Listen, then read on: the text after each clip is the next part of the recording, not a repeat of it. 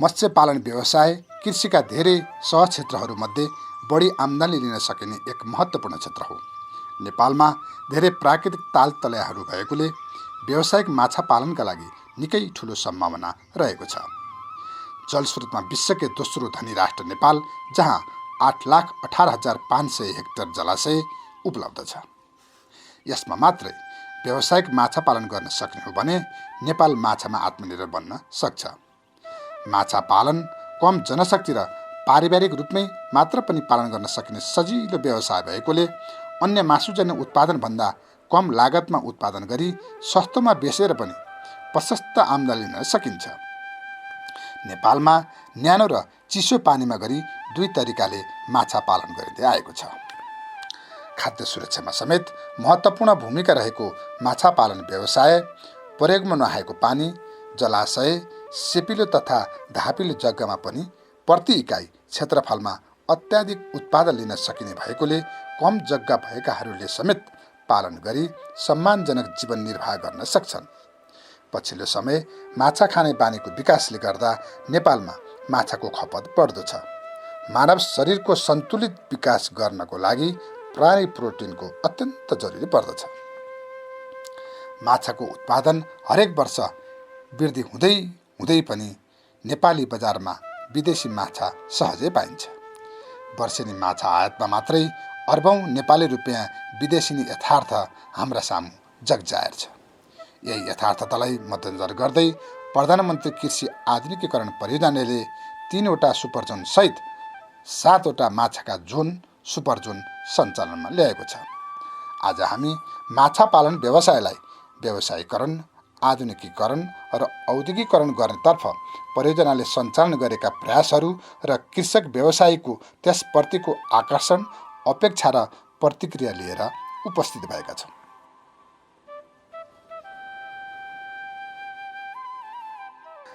माछा चिसो रगत हुने एक जलचर हो। यसको शरीरको तापक्रम पानीको तापक्रममाथि निर्भर गर्दछ। त्यसैले माछा पालन गर्दा पोखरी र पानीको ठूलो महत्त्व हुन्छ। पोखरी निर्माण गर्दा माटोको भौतिक अवस्था, पानीको स्रोत र गुणस्तरमा समेत ध्यान दिनु पर्दछ। सबै स्थानमा सबै प्रकारका माछा पालन गर्न सकिँदैन। त्यसैले पनि खास किसिमका माछाका लागि खास किसिमको जलवायुको आवश्यकता पर्ने भएकोले माछाको जात सुहाउँदो स्थानको छनौट गर्नु पर्दछ। सबै हिसाबले उपयुक्त स्थानको छनौट गरिसकेपछि माछाको हेरचाह, अक्सिजनको प्राप्तता, पोखरी डिलको हेरचाह, सन्तुलित आहार व्यवस्थापन साथै उत्पादित माछा बजारसम्म पुर्याउने बाटोको सुनिश्चितता हुनु जरुरी छ। माछा पालनलाई कम खर्चिलो बनाउन पोखरीको डिलमा माछाका लागि घाँस खेती र दाना मलको खर्चलाई घटाउन बङ्गुर, कुखुरा, हाँस तथा गाई भैँसी पालन गरेर त्यसको मलमूत्र पनि प्रयोग गर्न सकिन्छ। रूपन्देही जिल्ला सियारी गाउँपालिका वार्ड नम्बर 3 का सुभाष गुर्मी विगत लामो समयदेखि व्यावसायिक माछा पालन गर्दै आइरहेका एक सफल कृषक हुन्। उनले माछाकै कमाइबाट एउटा ढुवानी साधन पनि खरिद गरेका छन्। हाल उनले 12 बिघा क्षेत्रफलमा 9वटा पोखरीमा माछा पालन गर्दै वार्षिक 20 देखि 25 लाख रुपियाँ बचत गर्दै आइरहेका छन्। उनले परियोजनाबाट पोखरी खन्न अनुदान, एरिएटर, फिडर मेसिन साथै स्थानीय तहबाट आर्थिक सहयोग समेत प्राप्त गरिसकेका छन्।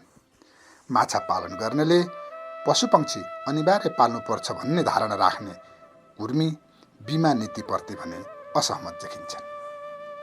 जोन आयो, जोनबाट पनि हामीले अब लगभग 100% नै पोखरी खन्ने अनुदान उपलब्ध भयो।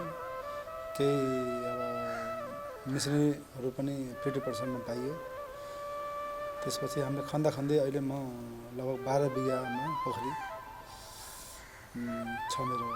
सुरुमा त गर्दाखेरि 1-2 वर्ष त थुप्रै माछा मारिएको छ, मरे कि अब नजानेर हो, अब प्राविधिक ज्ञान नभएर पनि हो, माछा मरे। त्यो पनि हामीले हार खाइएन।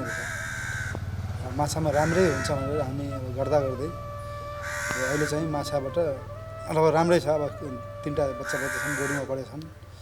अब आफू चाहिँ अब गाडीमा घुमिएछ, गरिएछ। अब वर्षको 2-4 कट्ठा खेत पनि जग्गा पनि थपिएछ। अब लगभग आर्थिक स्थिति लगभग राम्रै छ सर, ब्याङ्कको ब्याज तिरिए छ। अब कसैको अब दिनुपर्ने बाहिर छैन। अनुदान दिने दातुहरूले पनि अब राम्रोसित बुझेर अब किसान पक्का किसान को हो भनेर उसलाई नै अब प्रोत्साहन गर्नुपर्छ। सरकारले बिजुलीमा चाहिँ अब त्यो सिँचाइ मिटरको व्यवस्था गरिदियो भने हामी चाहिँ लगभग 36-38 ठाउँमा मेरो 10,000मा आउँछ सर। पशु पालेर लगभग वर्षको 1 लाखको मेरो अब तपाईँको मलको बचत पनि भएको छ सर। अब पशु चाहिँ माछा पाल्ने किसानले पशु पालेकै हुनुपर्छ भन्ने मेरो मान्यता हो। माछाको बिमा नीति 2069 रहेछ, 69को नीति हो यो। त 69को नीतिले अहिले चाहिँ हामीलाई माछाको बिमा गर्दा अहिले हामी किसान चाहिँ हाम्रो फुल रिस्क कभर भएको छैन सर त्यो नीतिले। तर मेरो अब एउटा माग के छ भन्दाखेरि हाम्रो यो अब माछा सुपर जोनको तर्फबाट माग के छ भन्दाखेरि माछाको बिमा नीति चाहिँ 2077 सरकारले छिटो ल्याउनुपर्छ। परियोजनाले सहयोग गरेका माछा फर्म पछ्याउने क्रममा हामी शुद्धोदन नगरपालिका 7 भग्लापुर पुगेका थियौँ। धान फल्ने खेतमा डोजर लगाएर पोखरी निर्माण गर्दा पारिवारिक झमेला बेहोर्दै सफलताको यो शिखरसम्म आइपुग्दा निर्माणाधीन यी रिसोर्टका संरचनाले उनको मुहारमा झल्केको सन्तुष्टिलाई बुझ्न कठिन नहोला। उनको यो अनुभव र सन्देशबाट हामीले पनि केही सिक्ने कि। 2058 सालदेखि चाहिँ श्रीमानले यो पेसामा लाग्नुभयो। अनि त्यो 35,000देखि सुरु गर्नुभयो बुढोले। अनि हामीले सबै बुवा हजुर बुवा आमा बुवा त मन्जुरी हुनुहुन्थ्यो श्रीमानको कुरोमा, त्यो गरौँ न बुवा नि ठिक छ हामी गर्छौँ भनेर चाहिँ उहाँको प्रोत्साहन गर्दै हुनुहुन्थ्यो। तर म र हजुर बुवा अनि सासू चाहिँ नै यो त्यो सबै चाहिँ खेत खाल्डो हुन्छ यस्तो नगर्नुहोस् भन्थ्यौँ हामी। अनि सुरुमा उहाँले हाम्रो कुरा मान्नु भएन। अनि त्यसपछि जब यो एउटा पोखरी ठुलो 12 कट्ठाको खन्नुभयो अनि त्यसबाट फाइदा भयो। गर्दा गर्दै अब उता रिसोर्टतिर अब चारैतिर यही त्यो के भन्दैछ नेसनल एयरपोर्ट बन्दैछ नि, यसैको माउस लिएर चाहिँ अब यो होटल भएपछि फिसहरू मान्छेहरू घुम्न रमाउँछन् आजभोलि धेरै चाहिँ। अब त्यो पोखरीको बिचमा घार बनाउँदै अब त्यो देख्नुभयो, कता कता देख्नुभयो होला, आफ्नो मनको फिल गर्नुभयो उहाँले सरले। अब यो यता लामखुममा 2टा छोरा छन्, एउटा यता जान्छ एउटा उता जान्छ, दुइटैलाई यसो अब बाटो चाहिँ राम्रो क्लियर गरिदिन पऱ्यो यिनीहरूलाई। अब त्यसैमा लाग्नु भएको छ सर। अब के कतिको फाइदा हुन्छ अब त्यो त चलेपछि नै थाहा हुन्छ। उत्पादनतिर महिलालाई सजिलो छ सर। अब बुढा हेचरीतिर त अलिक गाह्रै हुन्छ सर। तर उत्पादनले महिला त म एक्लै गर्थेँ पहिला, मान्छे पनि नराखेर 2 वर्ष पहिला सुरुमा हामी मान्छे राखेको थिएनौँ, यस्तो यहाँसम्म थिएनौँ यस्तो। अहिले त धेरै छ, अहिले काम केही गर्न परेको छैन। सुरुमा त म आफै दाना हाल्थेँ। छोराहरूले पढिदिएर यो बिजनेस सम्हाल्ने भए एकदम मन चाहिँ ढुक्क हुन्छ। म दिदीबहिनीहरूलाई के भन्न चाहन्छु, जहाँ पानीको चाहिँ सुविधा छ त्यहाँ चाहिँ त्यो पोखरी खनाउनुहोस्, यति ढुक्क हुनुहोस्, धानभन्दा धेरै फाइदा छ। गर्नेका लागि सब थोक आफ्नै धरतीमा छ। माछा व्यवसायबाट सम्पन्नतातर्फ लम्केका कपिल वस्तुका लक्ष्मण भण्डारी यति बेला 4 जनाको करोडौं लगानीमा रिसोर्ट तयार गर्दैछन्। एग्रो टुरिज्मलाई समेत प्रोत्साहन गर्ने उद्देश्यले रिसोर्ट निर्माणमा लागेका भण्डारी राज्यबाट आर्थिक भन्दा पनि प्राविधिक सहयोगको अपेक्षा गर्छन्। माछालाई उद्योगको रूपमा अवलम्बन गरी गुणस्तरीय प्याकेजिङमा लैजाने सोच उनको छ। हाम्रो एग्रो टुरिज्मको हिसाबले डेभलप गर्दैछौँ। रिसोर्टमा पनि हाम्रो टोटल यहाँ माछाहरूलाई नै हामीले टार्गेट गरेर अब स्पेसल माछा नै हाम्रो यहाँ चाहिँ दिने हिसाबको हाम्रो चाहिँ प्लानिङ छ।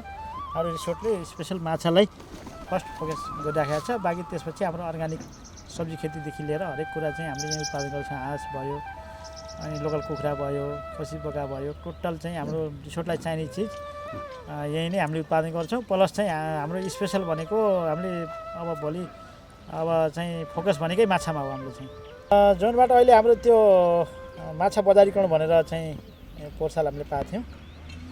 त्यो भनेको यहाँ ट्याङ्कीहरू बनाएर यतापट्टि छ, ट्याङ्कीहरू बनाउने त्यसमा माछा राख्ने त्यो छ। अनि अलिअलि पोखरी खन्नको लागि चाहिँ पाइएको छ जे हो जति चाहिँ राज्यको तर्फबाट हामीलाई त्यो आर्थिक सहयोगभन्दा पनि हामीलाई चाहिँ मेन कुरो आधुनिकीकरणको लागि चाहिँ त्यो राज्यले चाहिँ उपलब्ध गराउनुपर्ने हुन्छ। यसलाई उद्योगको रूपमा चाहिँ गर्नु पर्यो र प्रविधिमा राज्यले सपोर्ट गर्नु पर्यो। अब हामीले यो माछाको चाहिँ तपाईँको चाहिँ यो जिउँदो मात्रै अथवा चाहिँ काँचो मात्रै नबिचेर अब हामीले क्रमशः यसलाई प्याकेजिङ गरेर पठाउने। जस्तै यो माछा त के छ आज जिउँदो पठायो भोलि त बिग्रिन्छ, बाहिरबाट त्यत्रो प्याकेजिङ माछाहरू आइरहेको छ।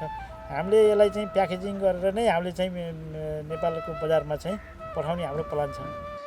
कपिलवस्तु जिल्लाकै शिवराज नगरपालिका 6 का हेमप्रसाद बेलवासे पनि माछामा जमेका किसान। यिनको अपेक्षा कृषि मिटरको छ। परियोजनाले भत्केको डिलमा सिलपोलिन राख्न सहयोग गरिदिए हुन्थ्यो भन्छन्। त्यसरी नै थर्माकोलको अभावले माछा बजारीकरणमा समस्या रहेको कुरा पनि उनी बताउँछन्। माछा पालन व्यवसाय कृषिमा सबभन्दा राम्रो व्यवसाय हो। पानी बिना माछा हुँदैन। अब हाम्रो सरकारले अहिलेसम्म आजका मितिसम्म चाहिँ यसलाई उद्योग अन्तर्गतको मिटर दिन्छ 12 रुपियाँ युनिट। तपाईँले मिटर राखिसकेपछि नचलाए पनि 1000 रुपियाँ पर मन्थ चाहिँ तिर्नुपर्ने हुन्छ। र अरू अन्य कृषि व्यवसायलाई 3.5 रुपियाँ पर युनिट दिइरहेको छ। एउटा समस्या, प्रमुख समस्या त्यही नै हो। धेरै जसो चाहिँ फोकस खन्ने कामलाई गरिरहेको छ। हाम्रो अहिले जम्मा 7 बिघा छ, 5 बिघा त हामीले यो सरकारको बिना नै खनिसके हो पहिल्यै। पछि यो कार्यक्रम आइसकेपछि 2 बिघा खन्यौँ। अब अहिले चाहिँ हामीलाई चाहिएको माछा पालन गर्ने हो, दाना प्रशस्त हाल्ने हो र माछा उत्पादन गर्ने हो भनेदेखि चाहिँ यो भिट्ठा भन्छौँ हामीले यहाँको भाषामा, डिल भनौँ, पोखरीको डिल अति भत्काइदिन्छ माछा ठुलो भयो भने। अब त्यो भत्काउन नदिनको लागि एउटा सिलपोलिन भन्ने चाहिँ उ आएको छ। त्यसमा सरकारले चाहिँ सहयोग गर्यो भने राम्रो हुन्छ। माछा उत्पादन हामी जति पनि गर्न सक्छौँ। अब यसको चाहिँ उचित रेटको व्यवस्थापन गरिदिनु पर्यो। थर्माकोलको व्यवस्था गरिदियो भने अब यहाँका माछा पनि मजाले हामीले चाहिँ पाहाडतिर पठाउन सक्थ्यौँ। माछाले परिचय बनाएको छपिया अबको केही समयपछि फिस रिसोर्टको हब बन्दैछ। गौतम बुद्ध अन्तर्राष्ट्रिय विमानस्थलबाट 15 किलोमिटर दूरीमा रहेको यस ठाउँका लागि माछा सुपर्जन रूपन्देहीले कस्ता कार्यक्रम सोचेको छ त? माछासँग जोडेर माछालाई एउटा पर्यटनसँग चाहिँ जोड्ने गरी विभिन्न किसिमका क्रियाकलापहरू सञ्चालनमा रहेको छ। अहिले ठुल्ठुला मत्स्य पोखरीमा पोखरी धनीहरूले एउटा रिसोर्टको स्थापना गरी विभिन्न किसिमका मनोरञ्जनात्मक तथा पर्यटन आकर्षक गर्ने किसिमका गतिविधिहरू सँगसँगै माछा पालन व्यवसाय पनि सञ्चालन गरिरहनु भएको छ। जसको लागि यी ठुल्ठुला यो रिसोर्टहरूमा अथवा चाहिँ मत्स्य पर्यटनको लागि उपयुक्त ठाउँहरूमा उहाँहरूको आवश्यकता अनुसारको केही कार्यक्रमहरू प्रधानमन्त्री कृषि आधुनिकीकरण परियोजनाले पनि गरिरहेको सन्दर्भ छ। र त्यसमा चाहिँ विशेष गरेर अब यो एरिएटरहरूमा चाहिँ एउटा फाउन्टेन एरिएटर जसले चाहिँ फाउन्टेनको पनि काम गर्छ र माछालाई चाहिँ पानीमा अक्सिजन घुलाउनलाई एरिएटरको पनि काम गर्छ। त्यस्ता किसिमका गतिविधिहरूदेखि लिएर स्ट्रिट लाइटहरूदेखि लिएर विभिन्न कार्यक्रमहरू सञ्चालनमा रहिरहेको अवस्था छ। जोन सञ्चालक समितिको नाम फेरिएपछि जोन सञ्चालन समन्वय समितिका पदाधिकारीको प्रतिक्रियाबारे पनि हामीले चासो राखेका थियौँ। फेरिएको समिति, कृषकका माग, परियोजनाको सहयोग र माछा व्यवसायप्रतिको धारणाबारे समितिका सचिवका कुरा पनि एकैछिन सुनौँ। अहिले प्रवृत्ति फेरिएको छ। अहिले हामी समन्वयकारी भूमिका मात्रै हाम्रो रह्यो। पहिला निर्णायक भूमिका रहन्थ्यो भने अहिले समन्वय गर्ने मात्रै छ। त्यसकारण माथि कार्यालयबाट आउने सरहरूलाई उहाँहरूलाई केही समस्या परेमा अथवा किसानहरूका समस्याहरू गुनासोहरू हामी मार्फत उहाँहरूलाई पुर्याउने। यस वर्षको कार्यक्रममा फेरि हामीले माछालाई अब यो जिउँदो माछाको बिक्रीको सिलसिलामा यसलाई हामीले अब कसरी चाहिँ अब किसानसम्म चाहिँ जिउँदो माछा अलिक गाह्रो कुरा भयो सबै मान्छेको पहुँचमा पुर्याउनलाई। त्यसकारण हामीले अहिले चिलिङ भ्यान हामीलाई प्राप्त भएको, तर हामीले त्यो चिलिङ भ्यानलाई प्रयोग गर्नको लागि चाहिँ हामीलाई आवश्यक पर्यो। त्यो कसरी गर्ने भन्ने कुरामा हामीले चाहिँ अहिले माछालाई ब्लास्ट गरेर त्यसलाई कोल्ड रुममा त्यसलाई स्टोर गरेर माछालाई त्यसरी प्रशोधन विधिबाट हामीले त्यो चिलिङ भ्यानमा राखेर हामीले त्यहाँ बजारसम्म अथवा टाढाको बजारसम्म विशेष गरी काठमाडौँ, पोखरा लगायतका ठाउँहरूमा बिक्री वितरण गर्नको लागि पनि हामी बजारीकरणतर्फ पनि हामीले यसलाई अगाडि बढाएका छौँ। दाना उत्पादन गर्नुमा पनि यो कार्यक्रमले सहयोग पुर्याओस् यहाँहरूले यो आवाज हाम्रो पुर्याइदिनुहोस् भन्ने कुरा त्यो छ एउटा। अर्को मुख्य कुरा के छ भने पानी हो। माछालाई चाहिने पानी। पानीको लागि हामीलाई जुन यो सामान्य मिटरबाट पानी सिँचाइ गर्दा धेरै पानी लगाउनु पर्ने हुन्छ, त्यसमा खर्चहरू अलि धेरै बढ्ने। त्यसकारण त्यो सिँचाइ कृषि सिँचाइको लागि जुन प्रदान गर्ने 50% अनुदानवाला जुन त्यो सुविधा प्राप्त भएको भए हामीलाई चाहिँ लगभग 50% कममा हामीले चाहिँ पानी प्राप्त गर्थ्यौँ र पानी प्रशस्त माने माछा व्यवसाय हाम्रो यो रूपन्देहीमा विशेष गरी यो छबिया क्षेत्रमा एकदमै नामै चलेको हाम्रो माछाले नै हो। त्यो माछा उत्पादन एकदम राम्रो छ। त्यही हो मैले जुन अगाडि समस्याको कुराहरू राखेँ, यिनी समस्याहरूलाई चाहिँ सम्बोधन गर्न सकियो भने माछामा हामी धेरै अगाडि बढ्न सक्छौँ। सुपर जोनमा सञ्चालित कार्यक्रमबारे जिज्ञासा राख्दा प्रमुख पाण्डे यसो भन्नुहुन्छ। मत्स्य सुपर जोन कार्यक्रममा मुख्य गरी नयाँ पोखरी निर्माण योजना, पुराना पोखरी मर्मत सम्भार योजना, मत्स्य पालनका लागि आवश्यक उपकरणहरू जस्तै एरिएटर, स्वचालित दाना दिने यन्त्र, माछा शिकार गर्ने शिकारी चराहरू धपाउने यन्त्र योजना, त्यसै गरी साना सिँचाइको लागि व्यवस्थापनको लागि, मत्स्य पोखरीमा सिँचाइ व्यवस्थापनको लागि सिँचाइ व्यवस्थापन योजना, मत्स्य भुरा उपलब्धताको लागि ह्याचरी तथा नर्सरी स्थापना सहयोग कार्यक्रम, त्यसै गरी उन्नत मत्स्य पालन प्रविधि हस्तान्तरण सेवा जस्ता विभिन्न किसिमका क्रियाकलापहरू सञ्चालनमा छन्। कृषि विकासका लागि विगतमा धेरै आयोजना कार्यान्वयनमा आए र गए। अरू परियोजना र यो परियोजनाको फरक के हो भनेर जान्ने जिज्ञासा प्रमुख पाण्डेसँग राखेका थियौँ। यसबारे उहाँको धारणा यस्तो छ। स्वदेशी सोच र स्वदेशी लगानीमा स्वदेशीहरूबाट निर्मित परियोजना पहिलो परियोजना हो कृषि सम्बन्धी। त्यो समितिले यो परियोजनाभित्रको सम्पूर्ण योजनाहरूको निर्माण गर्ने, त्यो निर्माणहरू गरेका योजनाहरूको चाहिँ एउटा स्वीकृतिको लागि एउटा उसले तयारी गर्ने, त्यसपछि स्वीकृत एउटा प्राविधिक टिमबाट स्वीकृत भइसकेपछि फेरि कार्यान्वयन गर्ने समयमा पनि सोही समिति मार्फत विभिन्न किसिमका चाहिँ अनुगमनहरू गर्ने, एउटा चाहिँ समन्वयकारी भूमिका निर्वाह गर्ने हुनाले यो परियोजना अरू परियोजना भन्दा पनि धेरै सहभागितामूलक, उनीहरूको आफ्नो आफैले छानेको नेतृत्वले यसमा चाहिँ सहजीकरण गर्ने भएको हुनाले विगतका परियोजना भन्दा यो परियोजनाको एउटा सञ्चालन मोडलिटी भनौँ त्यो नै फरक छ। हाम्रो जति चाहिँ यो परियोजनालाई छुट्याएको रकम छ त्यो रकम हाम्रा स्थानीय दूरदराजका चाहिँ कृषकहरूमा नै लगानी गर्ने भएको हुनाले अरू परियोजनाको र यो परियोजनाको एकदम सबभन्दा ठुलो फरक विविधता नै यही हो। जहाँ इच्छा त्यहाँ उपाय। व्यवसाय गर्न चाहनेका लागि राज्यले सकेको अनुदान कृषि क्षेत्रमा गरिरहेको छ। माछा पालन गर्न चाहने र गरिरहेका रूपन्देहीवासी कृषक दाजुभाइ तथा दिदीबहिनीहरू, तपाईँहरूलाई निम्तो छ परियोजना कार्यान्वयन इकाइ रूपन्देहीमा। हाम्रो यस कार्यक्रमको दायराभित्र नीति नियम र विधि प्रक्रियाभित्र रहेर यहाँहरूलाई माछा पालन व्यवसाय वृद्धि गर्नको लागि क्षेत्रफल विस्तारका कार्यक्रमहरू सञ्चालन गर्छौँ।